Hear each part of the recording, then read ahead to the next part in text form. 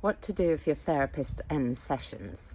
I am a psychotherapist, psychologist, coach. I've worked for 30 years globally with all different kinds of people. My name is Poppy. I work for you. I'm unaffiliated. There's lots of reasons why therapists end sessions, and often, typically, it's because there's 6 or 8, allotted to you. And that's, institutional politics for the most part. It's not personal.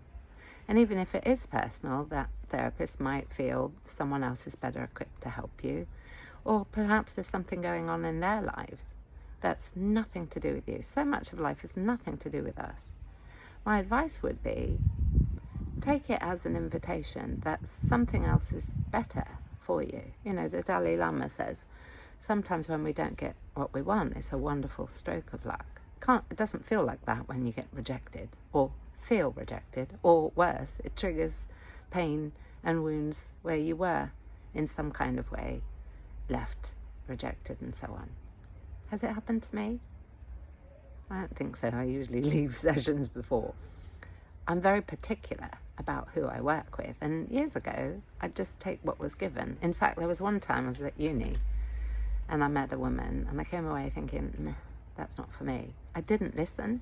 And I'm glad that I didn't, because things came out of it. And, so much of the time, things are for us, even if it doesn't feel like it. There's opportunities there. We can learn things that then are transferable skills.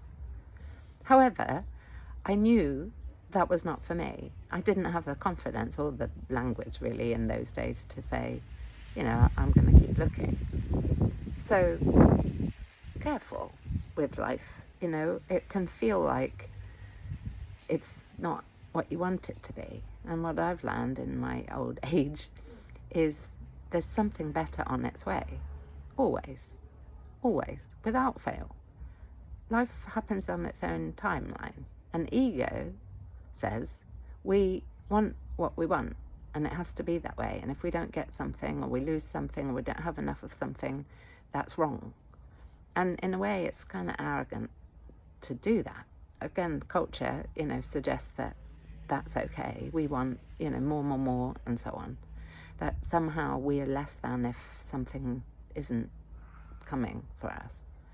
There's always and forever, without question, I've worked with thousands of people, and messy life.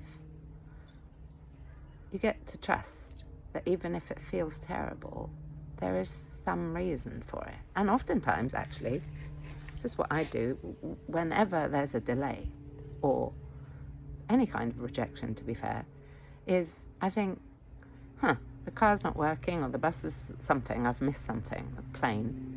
And I think, that might be the universe protecting. It happened recently, didn't it, with the terrible plane accident. And there was a person that was supposed to be on that plane, and for whatever reason they were delayed. So they didn't take a flight that ended up killing hundreds of people. The universe has our back. That's what Rihanna said when Oprah asked her what's the secret to her success. She said, I assume the universe has my back. And some of you may think, well, that's all woo-woo and so on. Well, okay, have a look around. There's miracles everywhere.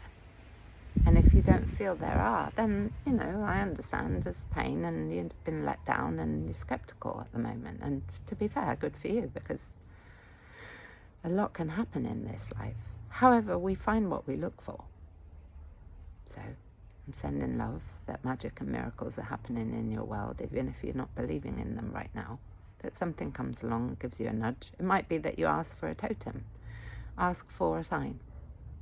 Ask for a sign. I'd like to see a frog with, a hat. Get specific. And you'll see a sticker somewhere on a car or whatever. Ask for help. And trust. Faith. Real faith is when we don't see any evidence. If you're a faithful person, or you'd like to be, try it. If you haven't been doing this recently, suck it and see. Send in lots of love. Follow, all the things. See you soon.